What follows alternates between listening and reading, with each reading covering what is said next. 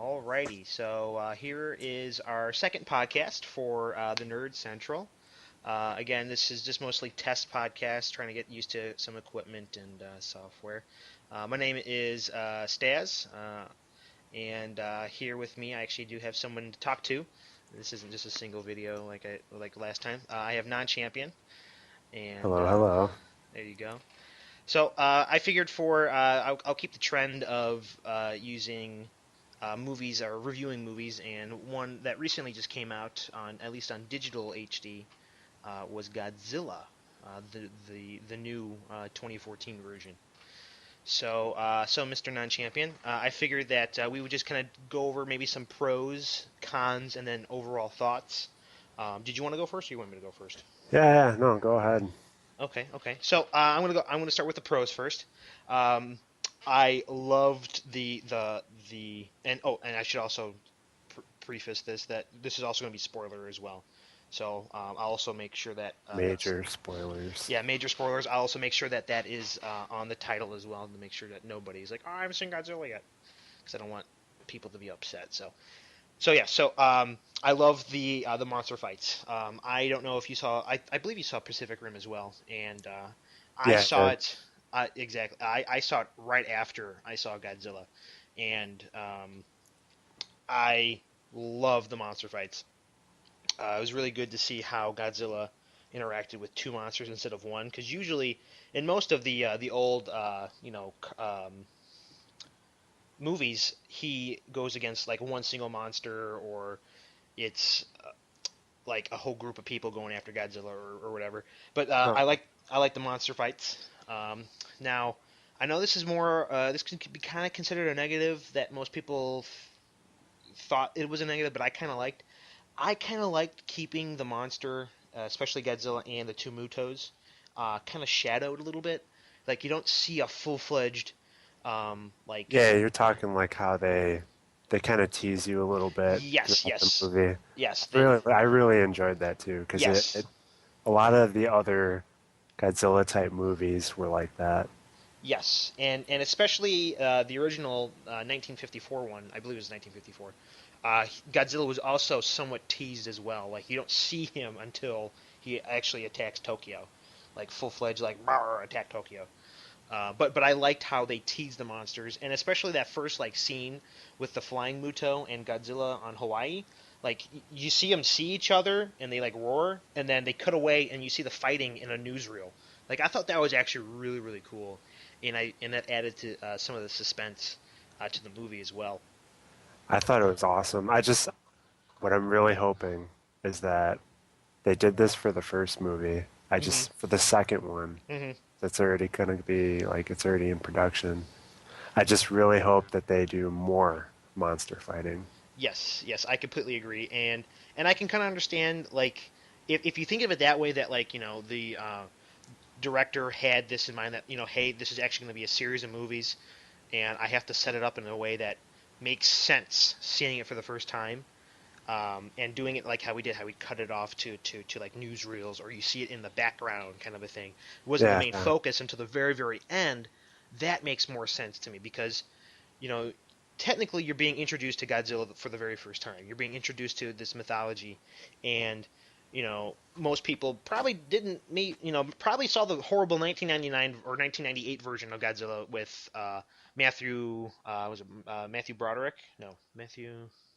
yeah, Matthew Broderick. Yeah, yep, and all that, and that famous French actor as well. I can't think of his name, but they Yeah, probably, I don't remember his yeah, name at all. it's he's a very prominent French actor, but The I French who acted Russian, I think, in the movie. yeah, or they had something to do with Russian ties or whatever the case may be.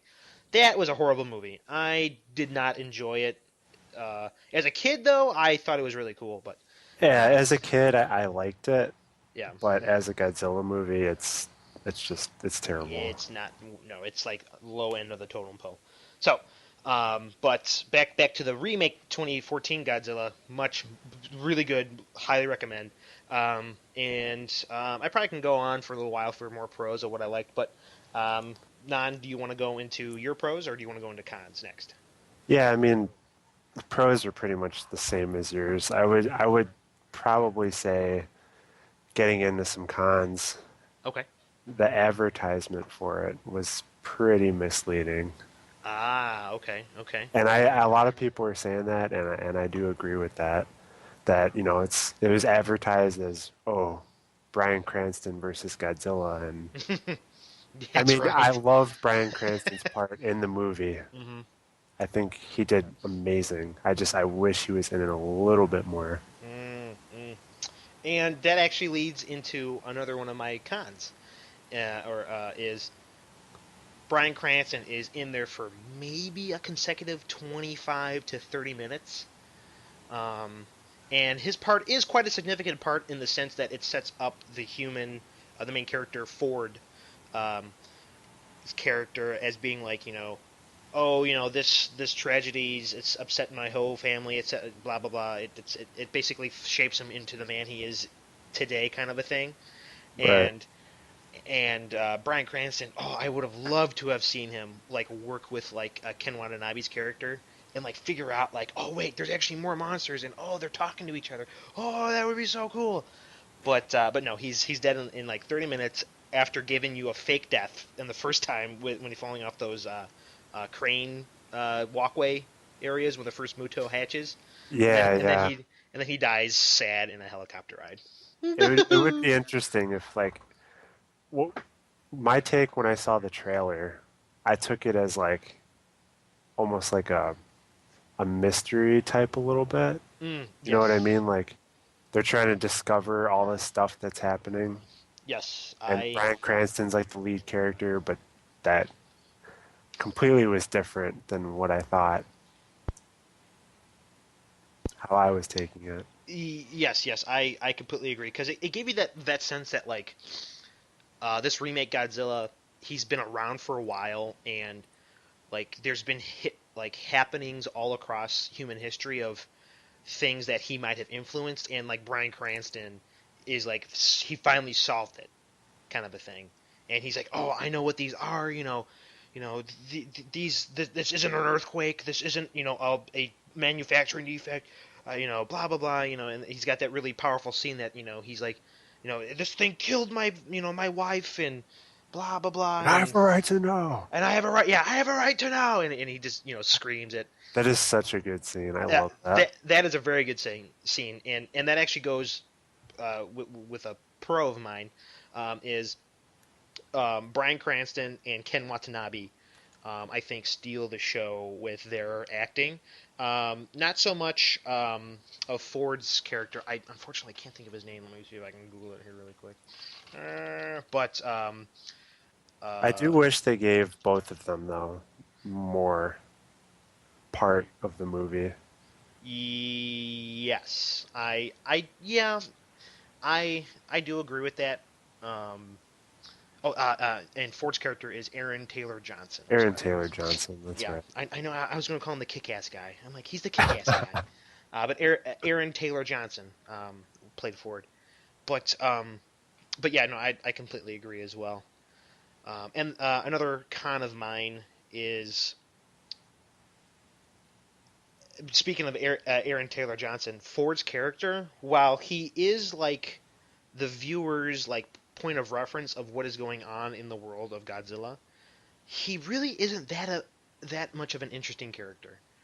Like he's the stereotypical like, oh, I'm from I went to the army because I had a messed up childhood and now like I have to apply what I learned in the army to save like a city. Yeah, right. Like it's kind of stereotypical like reluctant hero just doing this to save his family kind of a thing. And I could have cared less about Ford's character.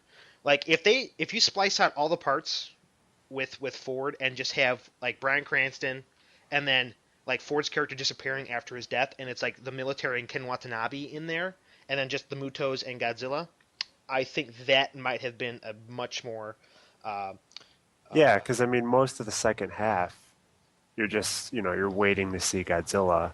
And exactly. the best part of the movie is seeing Godzilla fight the Mutos at the end. Exactly. Exactly. It's like I didn't really care what happened to Aaron Taylor Johnson's character. Yes, I was hoping that maybe he would be like crushed by like Godzilla as he fell. Like, oh, I saved the city and then crushed, but no. And then I have to talk about now. This really isn't a con. It's more like a nitpick kind of a thing. But that tugboat with that nuclear bomb, man, was that thing hauling some ass to get out way far out of the San Francisco Bay Area. He was just pew all the way out there, and then they save him, take him out, and then like light speed back inland, and then the bomb goes off. It was a little bit, It was really Dark fast. Knight Rises, Batman, Yes, yes. I don't have an autopilot on my machine. And then he actually somehow, survives. yeah. Yeah. So, but yeah. Other than that, I think those are some pretty key issues with Godzilla being pros and cons of why people liked it, why people didn't like it. I really think they're going to do an even better job coming up because Yeah. they already mentioned about introducing monsters from the Japanese version of Godzilla. Yes, yes. I did read a little bit about that they're going to have I would say, I believe it's called Monster Island, right?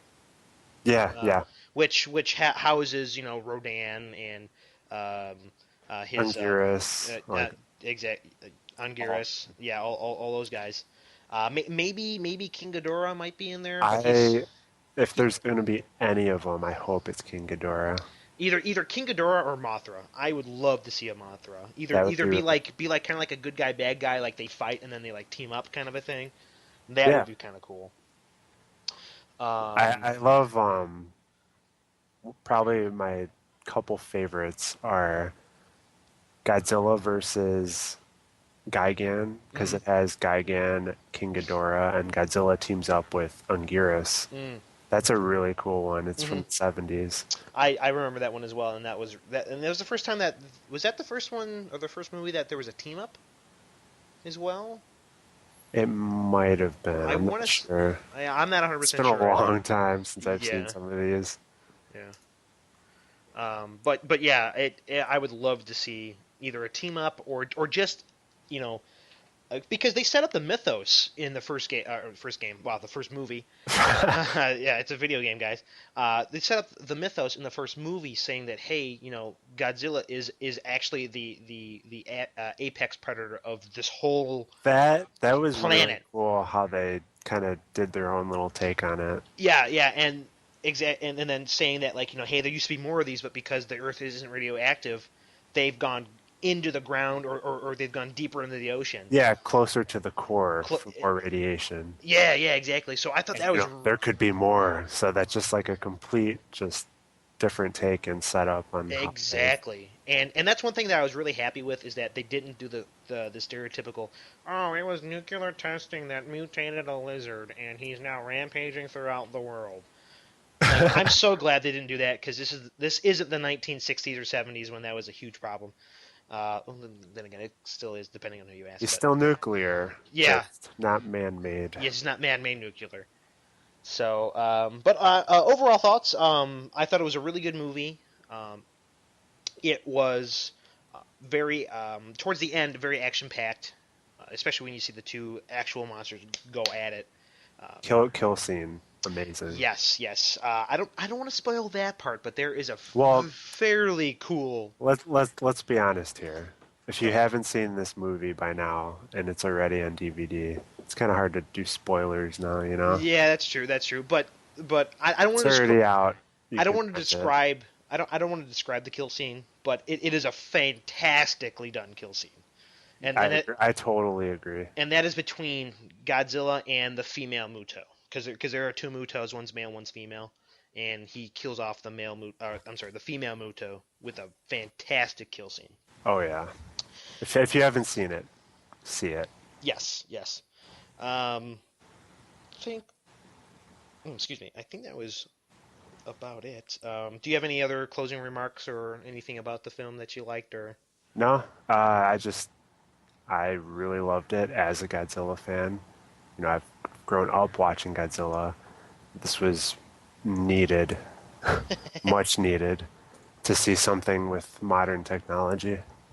Yes. And that's another thing too that I should mention is that um, when we because me and you went and see it in the theaters twice to Yeah. matter of fact at least twice or me and you twice. Um, we saw it both in IMAX 3D, correct? I want to say the first time for sure. The second time out, we saw it in IMAX 3D, right? Yeah, we saw it twice. I mean, I saw it 3 times in IMAX 3D, Yeah, and it was definitely worth it. yeah. And then when I was watching it on the digital HD here at home, it it still looks phenomenal. Like Godzilla looks like he is a living, breathing creature that you could possibly find in the deep, dark places on Earth. I will And say the 3D wasn't completely necessary, but no, the I agree as sound, well. the I, roar in the IMAX theater. oh yes, that's one thing that I wish that I had here at home was a better sound system. That hearing that roar on the TV, it wasn't that great. But overall, it was a really good um, film, and it looked really good. Nothing looked hokey. Nothing looked like um, it was just slopped together kind of a thing. Because you get certain like monster movies that are just like, oh, here's a digital monster and he looks really stupid and just he looks like a pile of doo doo just walking around. Godzilla looked really good, especially the other Yeah, two the mementos. effects were amazing. Yes. So let's see on time here. Well, I think. Did you now? Again, I know that we talked about most of this being a movie review, but Destiny came out this week. Did you want to talk about maybe a little bit about Destiny and see? Yeah, Because yeah. I was watching Mike play it, okay, and I mean, it looked a lot like Halo, uh huh, but looked very much improved. I okay, really liked kind of like the flow of it and okay. how the AI seemed to be not retarded. Yeah, that's one thing I agree as well. Now, I haven't really talked to anybody who wasn't already going to get this game, and I know that if I remember correctly, you were interested in picking it up at one point. I would. I don't have an Xbox One though, Okay, and okay, all you are getting it for Xbox One. yeah, pretty much, yeah, If it was PC, I totally would. yeah, and I believe that as of now, it's only going to be a console exclusive game. That might change within the next 6 months or 8 months, because GTA 5 was like, oh, this was only going to be a console exclusive, and now they're releasing it for the PC, and now, or it was released on the PC, now it's coming out for next gen games within the next couple of weeks, or at least within the next month. Yeah. But looking from somebody who saw it like for the first time and kind of a thing, um, if you had to equate it to something that games that you've played, I've heard that people have put it to like it's Halo meets Borderlands. Would you consider that I to would be accurate? completely agree with that. Okay. It's very much like with the whole armor. I think it's like you have armor and you Yeah. level up and all that. Exactly. I saw Mike messing with it a little bit. Yeah. Okay. So yeah, myself, I actually picked it up for Xbox One, and I'm not done with the game. I'm only about level 17 or so. There's 20 levels, and then there's like 10 like prestige levels, I think. So like you can get to a total of 30. Um, Okay. but I would definitely say that if anybody's interested in it, either ask them, do you like Halo or do you like Borderlands? Because if you don't like any of those two games, you will not like Destiny. It is Yeah, very probably not. yeah, and like even like the loot system is very like simple. Like when you kill an enemy, like a loot orb will drop, and what they need to do, which would make it vastly more improved, is just make it glow off like your mini map or something, because it is sometimes really hard to see those item drops, and I'm like, where did I thought I saw something roll down the hill. Let me go down the hill to go look. Oh, is this ammo? Great. Um, but I was listening to another podcast earlier today, and they were talking about how the story is kind of lackluster. See, I I wouldn't know. I haven't actually played it. Okay. See, all I've, that. all I saw was some of the campaign, but it Okay. was mostly just the combat part. Hmm. If I now it can you tell me what you think Destiny's story is? From what I've seen so far, I mean, I saw the little robot uh, cube. uh, It's like that's awesome, Peter Dinklage. yeah. Um, it's kind of hard for me to tell just because I haven't seen enough. Okay. But I mean, I'm guessing you're like just scanning parts and trying to find something. I don't really know anything about it Okay. other than that. That's perfectly fine. And how you basically described how you think this game, the storyline wise, is how I feel about this game myself. I don't know what the hell I'm doing. I all I know is that there's something bad coming back from the darkness, which is apparently some plane of existence in the universe, and that's it. Now, granted, there are more filler info in there, but just how you explained it, like you're running around scanning stuff and something is happening. That's basically the story. And to me, that feels really almost kind of like lackluster. Like, oh, I'm just some Joe Schmo that is looking for stuff, or putting stuff together, or killing stuff. To me, that doesn't feel as epic as, like, for example, with Bungie's previous titles, Master Chief, Halo, where I was like, I am the keystone in this, Yeah, I mean, huge in this war. one, there's no named characters, are there? You Is it you just you?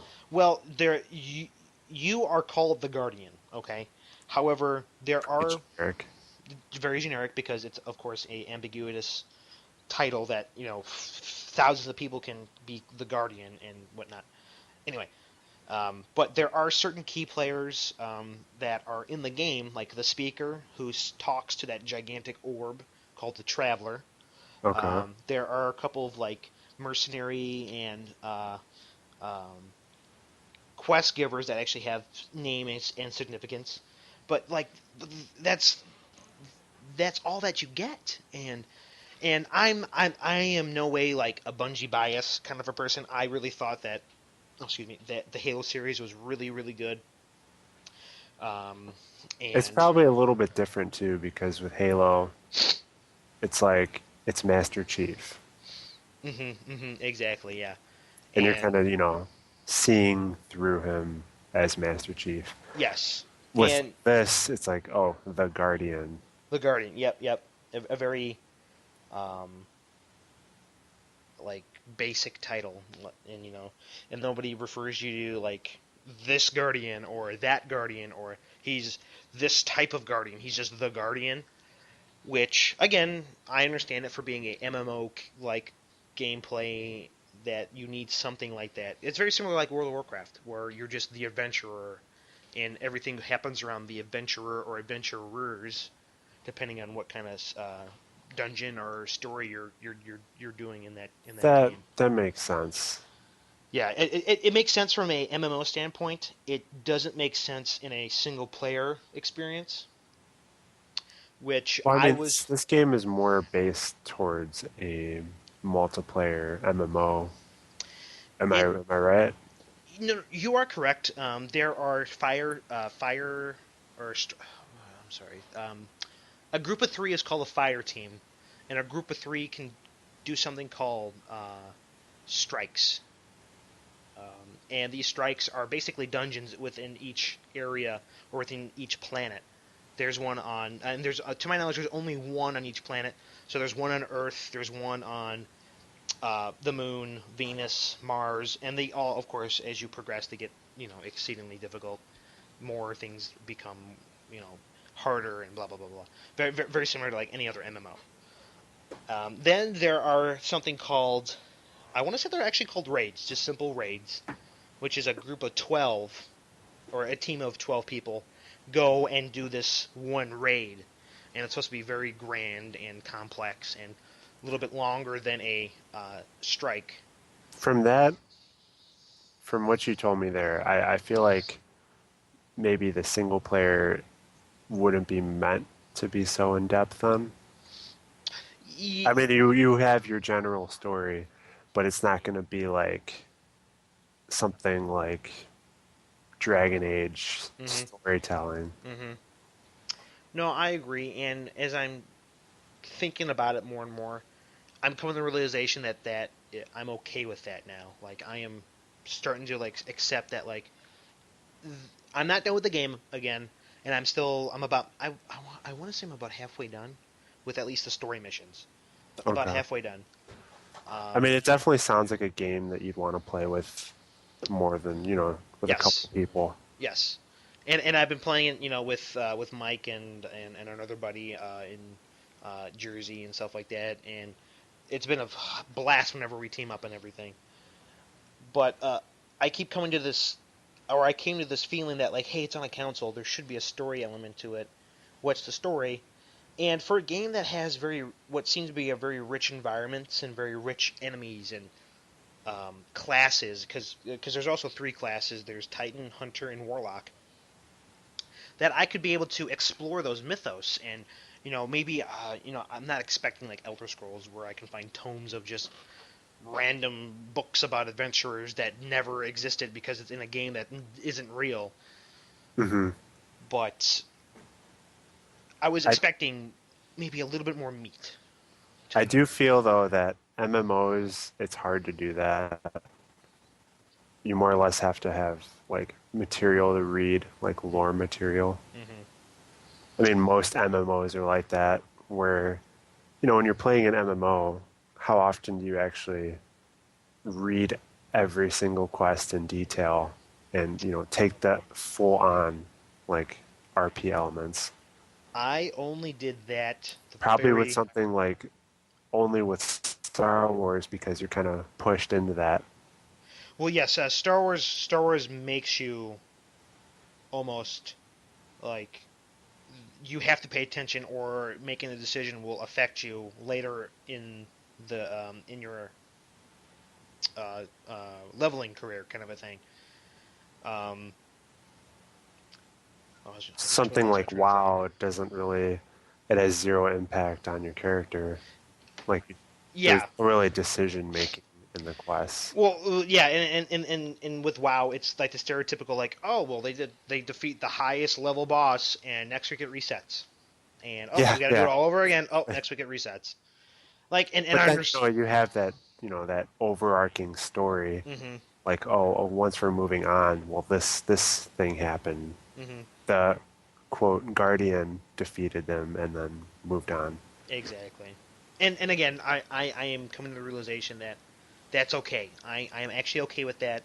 I'm in the point now where, oh, excuse me, I had to mute myself for a second. I'm at the point now where I'm actually getting more story, and I'm actually getting more background information. Like, why is this darkness so bad? Who is in cahoots with this darkness and things of that nature? I'll have So, to try it out for myself and see.